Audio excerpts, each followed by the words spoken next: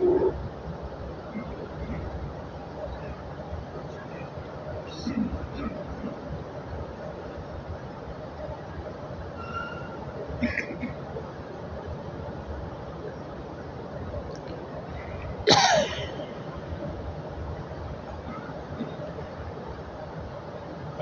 للہ وکفی وسلام علی عبادہ الذین اصطفی اما بعد اعوذ باللہ من الشیطان الرجیم بسم اللہ الرحمن الرحیم یا ایھا الذین آمنوا اذکروا اللہ ذکرا کثیرا وسبحوہ بکرۃ وأصیلا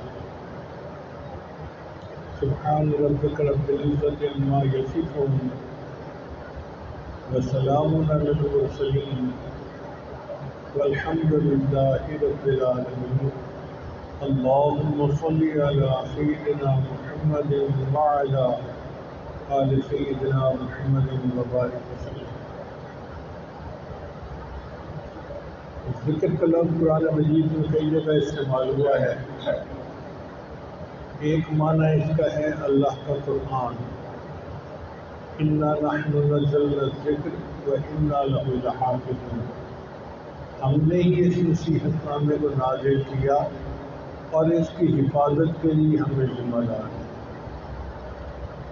اور بعض جگہوں پر یہ اللہ کی یاد کے لیے استعمال ہے، چنانچہ جو آیت مبارکہ پڑھی گئی یا ایھا الذین آمنوا اذکروا اللہ ذکرا کثیرا، اے ایمان والو اللہ کو کثرت کے ساتھ یاد کرو۔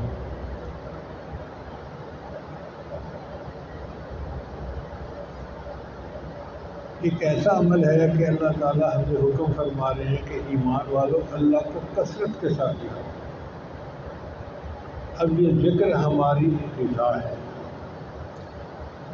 انسان دو چیزوں سے بنا، ایک جسم اور ایک روح۔ جسم مادی چیز ہے اور اس کی غذا بھی زمین سے نکلی ہے۔ پانی، گندم، چاول، سبزیاں، پھل سب زمین سے نکلتے ہیں۔ اور انسان کی روح عالم امر سے آئی ہوئی چیز ہے اور اس کی غذا بھی اوپر سے آنے والے انوار و تجلیات ہیں۔ تو ہمیں دو طرح کی غذا چاہیے، ایک جسمانی غذا اور ایک روحانی غذا۔ اگر کوئی بندہ جسمانی غذا استعمال نہ کرے، کمزور ہو جائے گا، بیمار ہو جائے گا، حتیٰ کہ بستر پہ پڑ جائے گا۔ ہم جسمانی غذا تو دن میں 3 دفعہ 4 دفعہ استعمال کرتے ہیں، لیکن روحانی غذا کی طرف توجہ نہیں ہوتی۔ نتیجہ کیا ہوتا ہے کہ ہم روحانی طور پہ بیمار ہو جاتے ہیں۔ اسی لیے دو نوجوانوں کی آپس میں شادی ہوتی ہے، ایک بچے اور ایک بچی کی، دونوں کے جسم جوان ہوتے ہیں، مگر روحانی غذا استعمال نہ کرنے کی وجہ سے باقی طور پہ وہ بچوں کی مانند ہوتے ہیں، ان کی نشو و نما نہیں ہوتی۔ اب اگر 3 سال کے بچوں کو آپ الگ چھوڑ دیں، وہ 10 منٹ کھیلیں گے، پھر 15 منٹ پہ لڑائی شروع کر دیں گے۔ یہی حال کل کے نوجوان جوڑوں کا حال ہے۔ جس گھر میں شادی ہوتی ہے وہیں جھگڑے، وہیں لڑائیاں۔ کیوں؟ اس لیے کہ جسم تو سب کے جوان ہیں، مگر روحانی طور پر نشو و نما نہیں ہوئی۔ بچوں والی حرکتیں کر رہے ہیں، برداشت نہیں ہے، صبر نہیں ہے۔ تو ہمیں چاہیے کہ ہم اپنی روحانی غذا کو بھی استعمال کریں، یہ ہمارے بدن کی ضرورت ہے۔ ہم روحانی طور پر بہت کمزور ہو چکے ہیں، روحانی بیماریوں نے ہمارے اوپر حملہ کیا ہوا ہے اور ہم ان کے اندر گھرے ہوئے ہیں۔ عجب، تکبر، شہوت اور اس قسم کی جتنی روحانی بیماریاں ساری ہمارے اندر موجود ہیں، اور ہمیں اس کے علاج معالجے کی کوئی فکر ہی نہیں ہوتی۔ اپنی زندگی کا معمول ایسا بنائیں کہ ہم مستقل ذکر کے لیے وقت نکالیں۔ آج جس سالے سے پوچھیں بھئی آپ کتنا مراقبہ کرتے ہیں، کوئی کہتا ہے جی 2 منٹ، کوئی کہتا ہے جی 5 منٹ۔ بھائی 2 منٹ اور 5 منٹ روزانہ پڑھنے سے تو پہلی کلاس کا بچہ بھی پاس نہیں ہوتا۔ کوئی بچہ روزانہ 2 سے لے کے 5 منٹ تک پڑھے یا 10 منٹ روزانہ پڑھے، کیا وہ کلاس میں پاس ہو جائے گا؟ نہیں ہو سکتا۔ اگر پہلی کلاس کا بچہ بھی 2 منٹ اور 10 منٹ پڑھنے سے پاس نہیں ہوتا تو یہ تو روحانیت کا میدان ہے۔ روزانہ 10 منٹ مراقبہ کرنے سے کیا ملنا ہے؟ معمولات پورے کرنے چاہیے، یہ ہماری ضرورت ہے۔ اس کے لیے مستقل وقت نکالیں۔ کتنی عجیب بات ہے، خبروں کے لیے وقت نکل آتا ہے، ادھر ادھر کے کاموں کے لیے وقت نکل آتا ہے، ذکر کے لیے وقت نکلتا۔ جس ذکر کا اللہ نے حکم دیا، یا ایھا الذین آمنوا اذکروا اللہ ذکرا کثیرا، اے ایمان والو اللہ کا ذکر کثرت کے ساتھ کرو، تو اسے کرتے ہی نہیں۔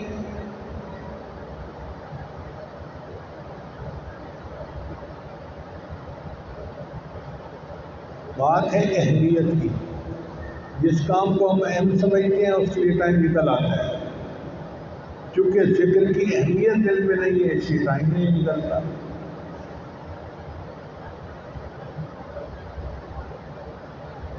یہ ذکر ہماری ضرورت ہے اور اس کو روزانہ کریں۔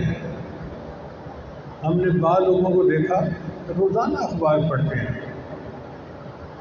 اللہ کی شان کہ جتنی اہمیت وہ اخبار کو دیتے ہیں، اتنی اہمیت ہم اللہ کے ذکر کو تو دے دینا۔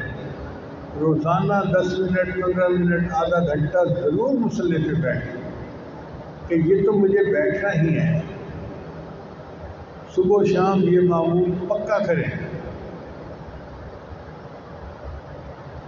صبح کا وقت تو ویسے بھی نور پیر کا ویلا ہوتا ہے، ہماری زبان میں کہتے ہیں نور پیر کا ویلا، یعنی پیروں کے جو بتائے ہوئے معمولات ہوتے ہیں ان کو کرنے کا وقت ہوتا ہے۔ ہمارے حضرت رحمۃ اللہ فرمایا کرتے تھے کہ دیہات کی وہ عورتیں جو فجر سے پہلے اٹھ کر لسی بناتی ہیں وہ بھی برکات سے محروم نہیں رہتی، وہ ایسا نورانی وقت ہوتا ہے۔ اگر لسی بلونے والی عورتیں بھی اس وقت کی برکت سے محروم نہیں رہتی تو جو بندہ اس وقت اٹھ کر اللہ کا ذکر کرے گا وہ کیسے برکات سے محروم رہ سکتا ہے؟ نبی علیہ السلام ایک ہفتے کے لیے غار حرا میں تشریف لے جاتے تھے۔ اس وقت نہ قرآن اترا تھا نہ نماز فرض تھی۔ اگر یہ دونوں چیزیں نہیں تھیں تو پھر غار حرا میں نبی علیہ السلام کرتے کیا تھے؟ محدثین نے لکھا ہے کہ اللہ کا ذکر کرتے تھے، اللہ کے تفکر کرتے تھے۔ تو یہ اللہ کا ذکر اتنا تو اہم ہے۔ مدینہ میں مکہ مکرمہ میں کون سی ٹریفک تھی، کون سی فیکٹریاں لگی ہوئی تھی کہ شور تھا اور یکسوئی نہیں ہوتی تھی؟ مکہ مکرمہ تو ویسے ہی بہت تھوڑی آبادی والا شہر تھا، پھر بھی اللہ کے نبی صلی اللہ علیہ وسلم اپنے گھر میں یکسوئی ہونے کے باوجود غار حرا میں جاتے تھے۔ یہ امت کے لیے تعلیم تھی کہ تمہیں بھی تنہائی میں بیٹھنا چاہیے اگر تم چاہتے ہو کہ روحانی ترقی۔ اور غار حرا میں پہاڑ کے اوپر، چوٹی کے اوپر چھوٹی سی ایک جگہ ہے، وہاں پہ اللہ کے معصوم ایک ہفتہ گزارا کرتے ہیں۔ اس سے پتہ چلتا ہے کہ ذکر کی کتنی اہمیت ہے کہ انسان وقت نکالے اور تنہائی میں بیٹھے۔ جب تک ہم تنہائی میں بیٹھنا شروع نہیں کریں گے روحانی ترقی نہیں ہوگی، ہو ہی نہیں سکتی۔ ہمارے بزرگ تو بہت لمبا مراقبہ کرتے تھے۔ سید احمد بدوی رحمۃ اللہ علیہ مصر کے ایک بزرگ گزرے ہیں، ان کے بارے میں آتا ہے کہ وہ 40 دن کا مراقبہ کرتے تھے۔ میں پڑھ کر حیران ہوا کتاب میں 40 دن کا مراقبہ، تو لکھا ہوا تھا کہ ہاں وضو کے لیے جاتے تھے اور وضو کر کے پھر آ جاتے تھے، یا بہت کوئی کھانے پینے کی ضرورت ہوتی تھی تو اس کے لیے اٹھتے تھے اور پھر واپس آ کے مراقبے ہو جاتے تھے۔ 40 دن تک مراقبے ہی کی کنڈیشن میں رہتے تھے۔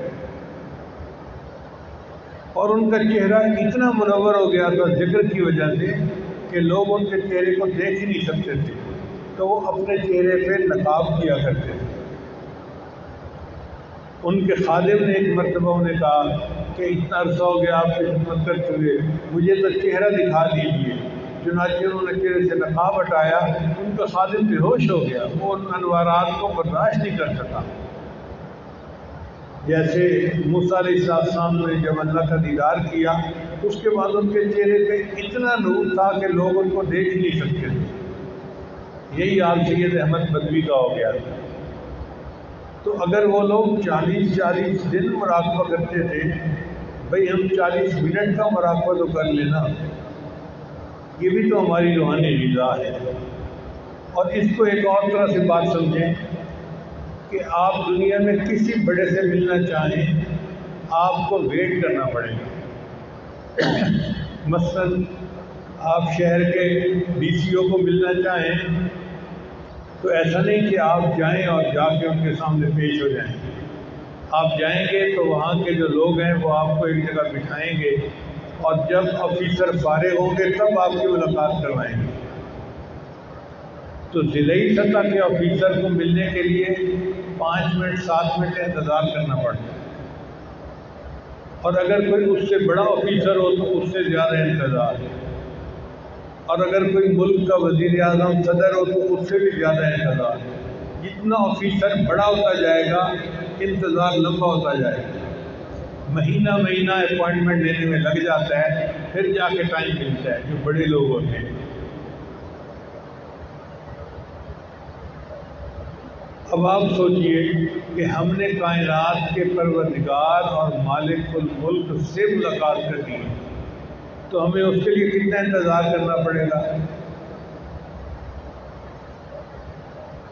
وہ ایسے تو نہیں ہونی کہ بس ادھر مرے اور ادھر اللہ سے ملاقات ہو گئی، اس کے لیے ٹائم لگانا پڑے گا۔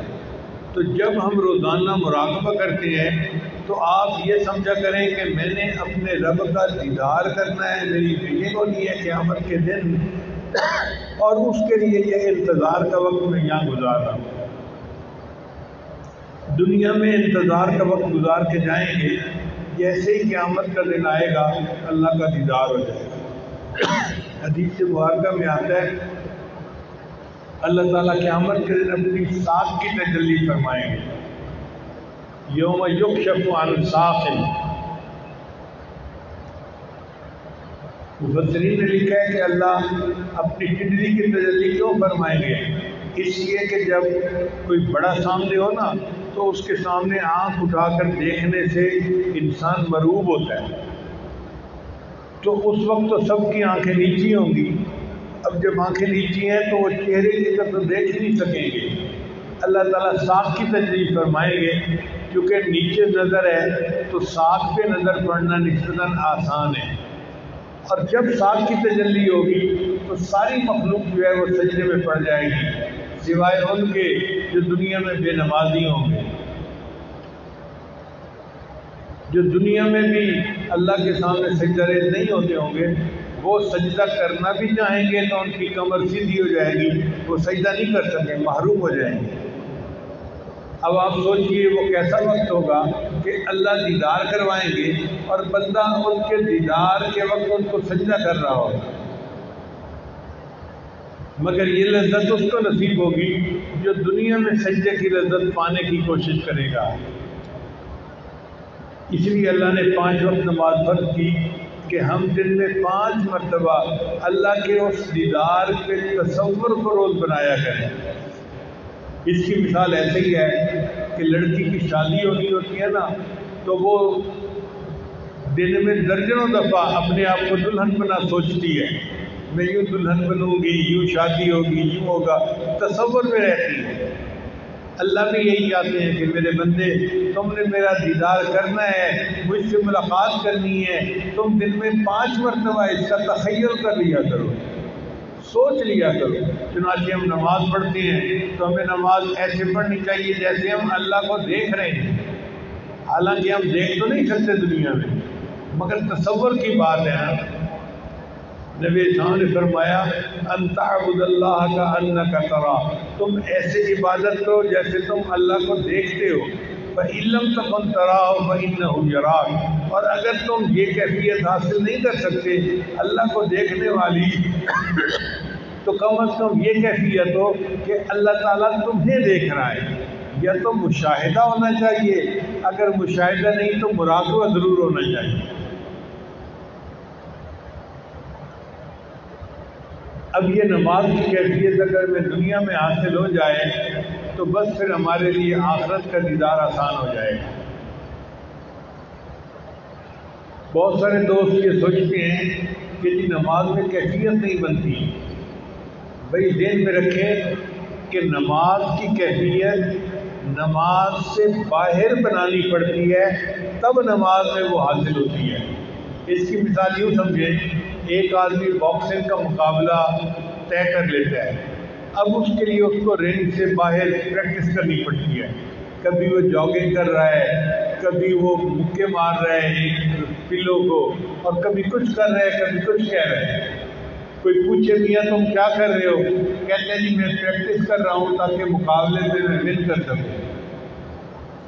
اب ایک دوسرا بندہ ہے، اس نے بھی مقابلہ طے کر لیا مگر سویا پڑا ہے، فارغ بیٹھے ہیں، دوستوں میں کھا پی رہا ہے۔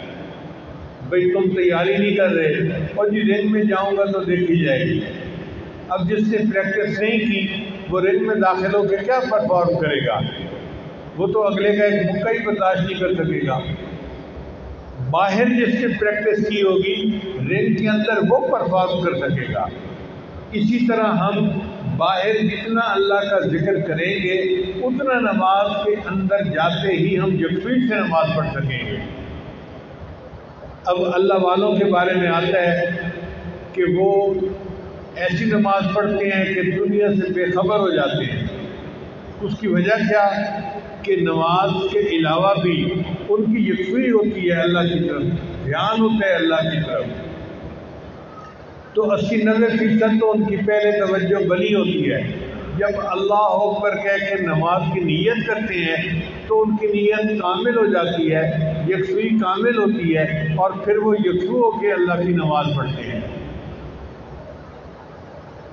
اب فرق کا اندازہ لگائیں کہ ہم نماز میں کھڑے ہیں اور دنیا کے خیال آتے جا رہے ہیں، اور اللہ والے بازار میں بیٹھے ہیں اور اللہ فرماتے ہیں رجال لا تلہیہم ولا تجارت ولا بیع عن ذکر اللہ، کہ میرے وہ بندے جنہیں تجارت اور خرید و فروخت بھی میری یاد سے غافل نہیں کرتی۔ یہ بازار میں بیٹھے ہیں اور اللہ کی یاد سے غافل نہیں ہوتے، اور ہم نماز کے اندر کھڑے ہیں اور ہمیں اللہ کی یاد نہیں آتی، دنیا کی یاد آ رہی ہوتی ہے۔ اس کی وجہ کیا کہ ہم شناسی دنیا ہیں، نماز میں بھی دنیا کا خیال، نماز کے علاوہ بھی دنیا کا خیال۔ اب اگر دنیا کی یہ محبت لے کے ہم اللہ کے پاس پہنچ گئے تو ہمارا حشر کیا ہوگا؟ اللہ تعالیٰ تو دھتکار دیں گے، کہیں گے دفع ہو جاؤ میرے سامنے سے، میں تمہاری شکل نہیں دیکھنا چاہتا، تم دنیا میں گئے اور دنیا کے کتے بن کے رہے، تمہیں بس دنیا کے چھیچڑے چاہیے تھے، وہ تم کھاتے رہے اور دنیا میں لگے رہے، اور میری یاد کے لیے تو تمہارے پاس فرصت ہی نہیں تھی، وقت ہی نہیں تھا، اب میرے پاس کیا لینے کے لیے آئے ہو؟ اس وقت احساس ہوگا ہم کتنا بڑا نقصان کر کے آ گئے۔ اس لیے ہمیں چاہیے کہ ہم اللہ کے ذکر کے لیے مستقل وقت نکالیں اور اس کو اپنی ضرورت سمجھ کے کریں۔ آج کل تو علماء بھی اگر ذکر کرتے ہیں نا تو ایک نفلی کام سمجھ کے کرتے ہیں کہ جی ہاں ہم ایک نفل کام کر رہے ہیں۔ بھئی ہے تو یہ نفل کام، لیکن اتنا ضروری ہے کہ اس کی وجہ سے پھر فرائض ادا کرنے آسان ہو جاتے ہیں۔ اس کی مثال ایسے ہے کہ جیسے مائکرو نیوٹرینٹس ہوتے ہیں، وہ انسان کے اندر بہت تھوڑی مقدار میں ہوتے ہیں، لیکن اگر کسی کی کمی ہو جائے تو بندہ بیمار ہو جاتا ہے۔ اسی طرح ذکر کی کمی ہو جائے بندہ روحانی طور پہ بیمار ہو جاتا ہے۔ ایک ہے اللہ کے ذکر کا مزہ، اللہ اکبر کبیرہ، اس کا اپنا ایک لطف ہے۔ اللہ کرے کہ ہمیں مراقبے کا مزہ ملنا شروع ہو جائے تو ہمیں کھانے سے زیادہ مراقبے میں مزہ آئے گا۔ یاد میں تیری سب کو بھلا دوں کوئی نہ مجھ کو یاد رہے، یاد میں تیری سب کو بھلا دوں کوئی نہ مجھ کو یاد رہے، تجھ پر سب گھر بار لٹا دوں خانہ دل آباد رہے، سب خوشیوں کو آگ لگا دوں غم سے تیرے دل شاد رہے، سب کو نظر سے اپنی گرا دوں تجھ سے فقط فریاد رہے، اب تو رہے بس تادم آخر ورد زباں ہے میرے الہ، لا الہ الا اللہ، لا الہ الا اللہ۔ یہ لا الہ الا اللہ کے کیا مزے ہیں، یہ تو کرنے سے پتہ چل جائے نا۔ کبھی تنہائی میں بیٹھ کے لا الہ الا اللہ، لا الہ الا اللہ کی ایک تسبیح پڑھیں، اپنے دل پہ ضرب لگائیں، پھر دیکھیں اس کا مزہ کیا ہوتا ہے۔ یہ لا الہ الا اللہ اتنا اہم ذکر ہے کہ امام ربانی مجدد ثانی رحمۃ اللہ اپنے مکتوبات میں لکھتے ہیں کہ اللہ تعالیٰ اس کلمے کو ایک مرتبہ پڑھنے پر اگر ساری مخلوق کے گناہوں کو بھی معاف کر دیں تو اس کی بھی گنجائش موجود ہے۔ ایک دفعہ کلمہ پڑھنے پر اللہ ساری مخلوق کے گناہوں کو معاف کر دے تو اس کی بھی گنجائش موجود ہے۔ اب بتائیے اللہ کے یہاں کتنی اہمیت ہے اس کی لا الہ الا اللہ کے ذکر کی، اور ہم کر سکتے ہیں۔ اب مثلاً آپ لاہور سے جا رہے ہیں اسلام آباد، تو گاڑی میں آپ نے کیا کرنا ہے، بیٹھنا ہی ہے نا، تو بجائے ادھر ادھر کے خیالات میں بیٹھنے کے لا الہ الا اللہ، لا الہ الا اللہ کا ذکر کرتے رہیں۔ اس ذکر کو اتنا پڑھیں کہ زبان تر ہو جائے۔ حدیث مبارکہ میں آتا ہے قبر میں سب سے زیادہ جو عمل فائدہ دے گا وہ اللہ کا ذکر ہے۔ جو بندہ دنیا میں اللہ کا ذکر زیادہ کرتا ہوگا اس کے لیے اللہ تعالیٰ قبر کو جنت کا باغ بنا رہے ہیں۔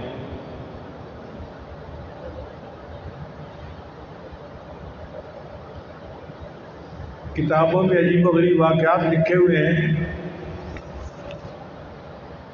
جنید بغدادی رحمۃ اللہ علیہ اپنے وفات کے بعد خواب میں نظر آئے۔ کسی نے پوچھا حضرت قبر میں کیا بنا؟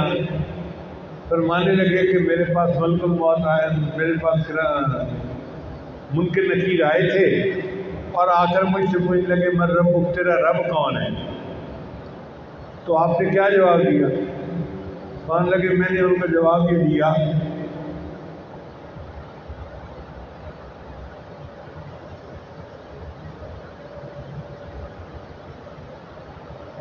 میں نے ان کو یہ جواب دیا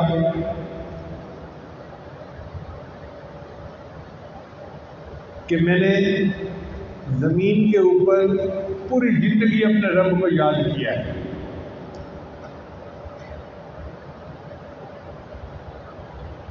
اب قبر میں آ کے میں اللہ کو کیسے بھول سکتا ہوں؟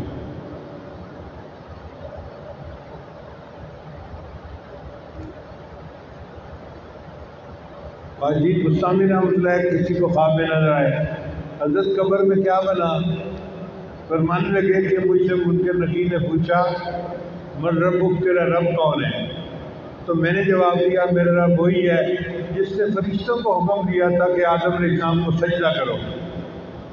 کہنے لگے میرا جواب سن کے وہ کہنے لگے اس کا تو سبق بڑا پکا ہے، چلو یہاں سے۔ شیخ عبداللہ جیلانی رحمۃ اللہ کے بارے میں بھی ایسا ہی واقعہ ہے، کسی کو خواب میں نظر آئے، اس نے پوچھا حضرت قبر میں کیا بنا؟ کہنے لگے منکر نکیر نے پوچھا تھا من ربک، تیرا رب کون ہے؟ تو میں نے انہیں جواب دیا کہ دیکھو تم عرش سے لے کے نیچے قبر میں آئے ہو، کروڑوں میلوں کا فاصلہ طے کر کے تم رب کو نہیں بھولے، میں زمین سے 6 فٹ نیچے آ کے رب کو بھول جاؤں گا؟ کسی نے رابعہ بصریہ کو دیکھا، پوچھا آپ بتائیں قبر میں کیا بنا؟ فرمان لگی منکر نکیر آئے تھے، پوچھنے لگے تیرا رب کون ہے؟ تو میں نے انہیں کہا کہ اللہ کو جا کے کہو اللہ تیری ارب و خرب و مخلوق اور اس ارب و خرب و مخلوق میں تو ایک مجھ بڑھیا کو نہیں بھولا، میرا تو تیرے سوا کوئی ہے ہی نہیں، میں تجھے کیسے بھول سکتی ہوں؟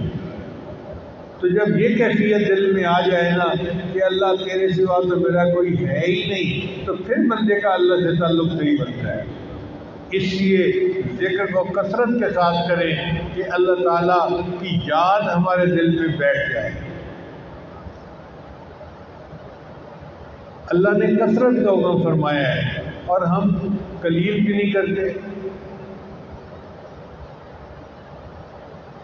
آج کل کے دور میں سیل فون کے لیے گھنٹوں ہیں،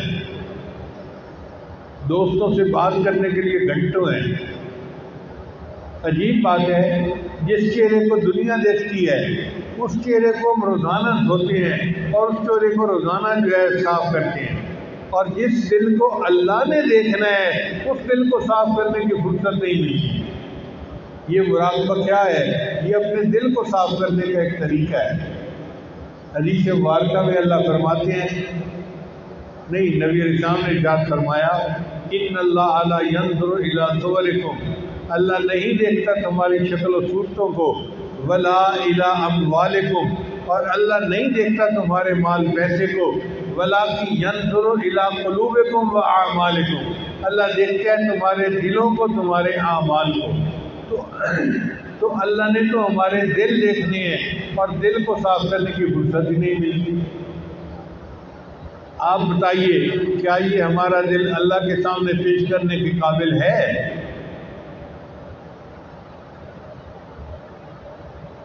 اس دل کے اندر تو پتہ نہیں کیا کیا گناہوں کے اثرات موجود ہیں۔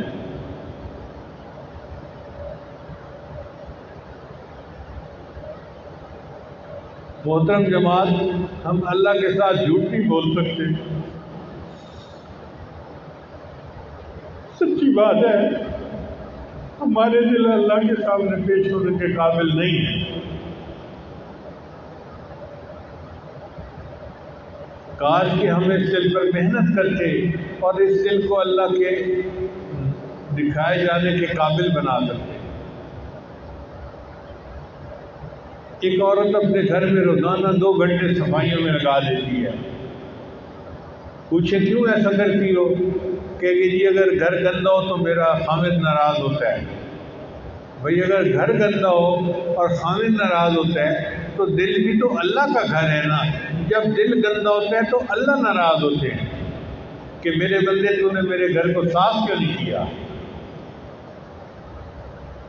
اب اگر کوئی کہے کہ جی جب دل اللہ کا گھر ہے تو اللہ تعالیٰ خود صاف کیوں نہیں کر لیتے؟ تو علماء نے لکھا کہ جب مکان کرائے پہ دے دیا جائے نا تو پھر مالک مکان اس کو صاف نہیں رکھواتا، کرایہ دار اس کو صاف رکھتا ہے۔ مالک مکان شرط لگاتا ہے، بھئی میں کرائے پہ مکان تو دے رہا ہوں کچھ وقت کے لیے، اس کو صاف رکھنا تمہاری ذمہ داری ہے، اگر صاف نہیں رکھو گے تو میں تمہیں نکال دوں گا۔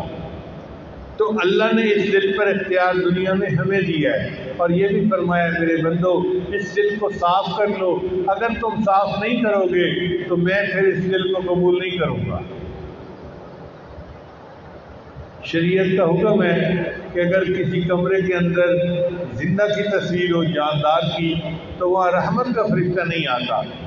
اگر کسی جاندار کی تصویر کسی کمرے میں ہو، وہاں رحمت کا فرشتہ نہیں آتا۔ جس دل میں کسی جاندار کی تصویر ہو وہاں رحمت کی فرشتہ کیسے آئے گا؟ اور آج جس کو دیکھو اسی کے دل میں کوئی نہ کوئی جاندار لگا ہوا ہے، اس کے دل میں فلاں کی تصویر، اس کے دل میں فلاں کی تصویر، اس کے دل میں فلاں کی تصویر۔ یہ دل ہے یا بت خانہ ہے؟ ہمیں اپنے دل کو صاف کرنے کے لیے وقت نکالنا چاہیے اور کوشش کرنی چاہیے کہ ہمارا دل صاف ہو جائے۔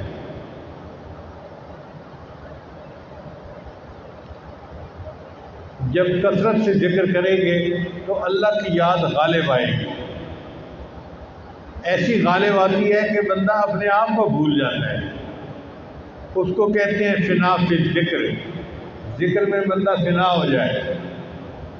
اللہ کی عجیب شان ہے۔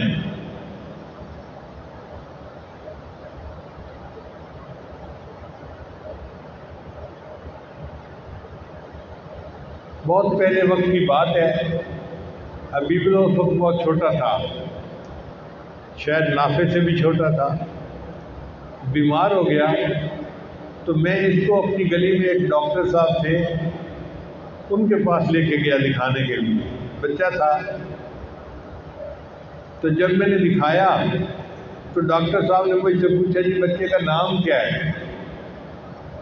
اب میں حیران، مجھے اپنے بیٹے کا نام یاد نہیں آ رہا۔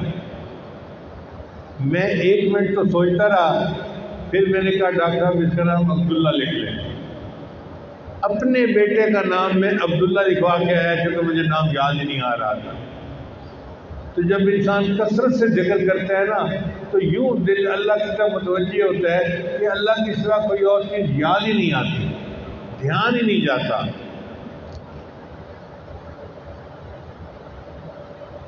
خیال یار میں گفت و شنید ہوتی ہے، خیال یار میں گفت و شنید ہوتی ہے، ہماری یوں ہر روز عید ہوتی ہے۔ انسان جو ذکر کرتا ہے نا کثرت کے ساتھ، اس کی روز عید ہوتی ہے، روز اللہ کی رحمت کی نظر ہوتی ہے، اس پر تجلی ہوتی ہے اللہ تعالی رحمت۔ اس لیے ذکر کو کثرت سے کریں اور دنیا کی پریشانیوں سے نجات پائیں۔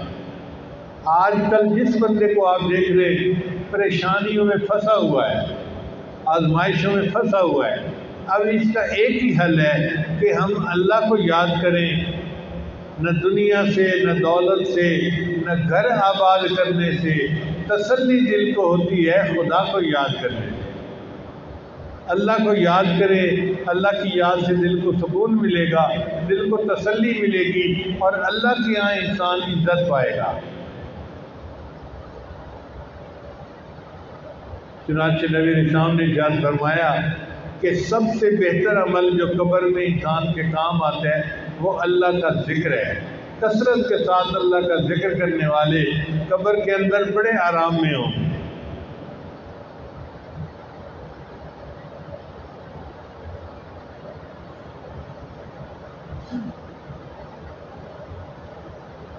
اور مراقبہ میں جو بیٹھتے ہیں نا مصلی پہ، اس کو یوں سمجھیں کہ میں انتظار کر رہا ہوں مالک الملک سے ملاقات کا، تاکہ جیسے ہی مجھے اللہ تعالیٰ وقت دیں گے میں اپنے اللہ کا دیدار کروں گا۔ سر طور ہو سر حشر ہو ہمیں انتظار قبول ہے،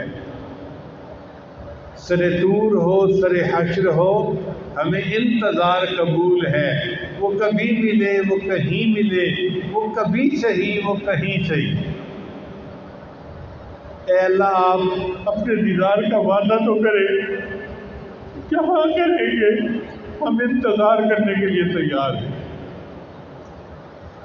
سر طور ہو سر حشر ہو ہمیں انتظار قبول ہے، وہ کبھی ملے وہ کہیں ملے، وہ کبھی صحیح وہ کہیں صحیح۔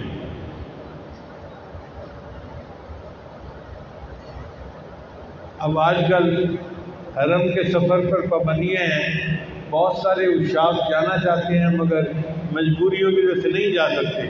ان کے لیے شعر ہے، تیرا در تو ہم کو نہ مل سکا، تیرا در تو ہم کو نہ مل سکا، تیرا در تو ہم کو نہ مل سکا، تیرے راہ گزر کی زمیں صحیح، ہمیں سجدہ کرنے سے کام ہے، جو وہاں نہیں تو یہی صحیح۔ اے اللہ ہم نے تو سجدے کرنے ہیں، اگر پہنچا دیتا تو وہاں بیت اللہ جا کے سجدہ کرتے، اگر نہیں پہنچایا تو یہی سجدہ کر رہے ہیں۔ سر طور ہو سر حشر ہو ہمیں انتظار قبول ہے، وہ کبھی ملے وہ کہیں ملے، وہ کبھی صحیح وہ کہیں صحیح۔ تیرا در تو ہم کو نہ مل سکا، تیری راہ گزر کی زمیں صحیح، ہمیں سجدہ کرنے سے کام ہے، جو وہاں نہیں تو یہی صحیح۔ اللہ تعالیٰ ہمارے یہاں کے ٹوٹے پھوٹے سجدوں کو قبول فرمائے اور ہمیں اپنی یاد والی زندگی عطا فرمائے، غفلت سے اللہ تعالیٰ ہمیں محفوظ فرمائے۔ یہ موت کے وقت ہمیں پتہ چلے گا کہ اللہ کی یاد کا ہمیں کتنا فائدہ ہوا۔ اس کو اہم سمجھتے ہوئے روزانہ 1 گھنٹہ 2 گھنٹے یا 15 منٹ آدھا گھنٹہ جتنا وقت نکال سکتے ہیں نکالیں، بس طے کر لے کہ ہم نے اس کے بغیر دن نہیں گزارنا.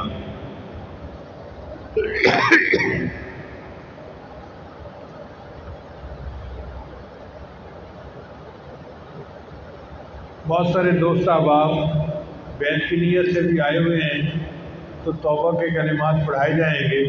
سچے دل کے ساتھ پیچھے پیچھے پڑھتے جائیں. پڑھیے بسم اللہ الرحمن الرحیم. لا الہ الا اللہ محمد الرسول اللہ. آمنت باللہ و ملائکتہ و کتبہ و رسلہ والیوم الآخر والقدر خیرہ و شرہ من اللہ تعالی والبعث بعد الموت.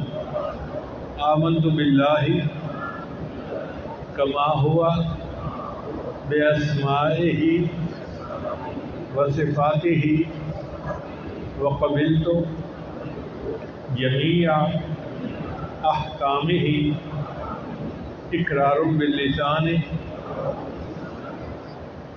و تصدیق بالقلب. اشہد ان لا الہ الا اللہ و اشہد ان محمدا عبدہ و رسولہ. استغفر اللہ ربی من کل ذنب و اتوب الیہ برحمتک یا ارحم الراحمین. ان کلمات کو پڑھنے سے ہم بیت ہو چکے ہیں.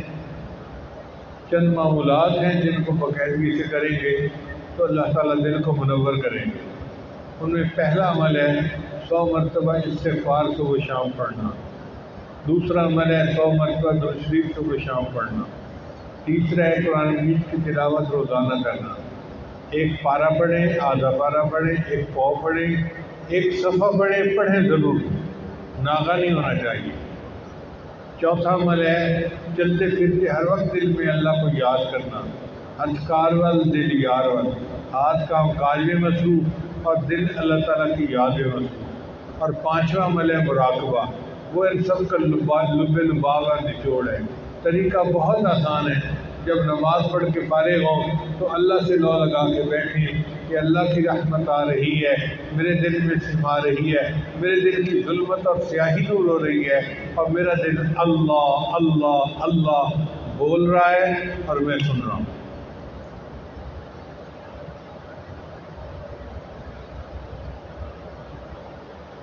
آخر میں ایک بات ذہن میں رکھیے کہ جو بندہ اپنی زندگی میں ہزاروں مرتبہ اپنے دل پر اللہ الہ الا اللہ کی ضرب لگائے گا، کیا جب موت کا وقت آئے گا تو کلمے کے بغیر موت آ جائے گی؟ کیسے ممکن ہے؟ جس بندے نے اپنے ہوش و حواس کے ساتھ اپنی زندگی میں ہزاروں مرتبہ بلکہ لاکھوں مرتبہ اپنے دل پہ لا الہ الا اللہ کی ضربیں لگائی ہوئی ہوں، اس بندے کو کلمے کے بغیر کیسے موت آ سکتی ہے؟ تو برکت یہ ہے کہ اللہ پھر موت کے وقت اس کو کلمے کی توفیق عطا فرماتے ہیں اور وہ کلمہ پڑھ کے دنیا سے چلا جاتا ہے. اس لیے اپنی زندگی میں لا الہ کی ضربیں لگا لیجئے تاکہ قیامت کے دن ایمان کے ساتھ ہم اللہ کے سامنے پہنچے اور اللہ تعالیٰ ہمیں اپنا دیدار عطا فرمائے. وآخر دعوانا ان الحمد للہ رب العالمین. سنتیں پڑھ لیجیے.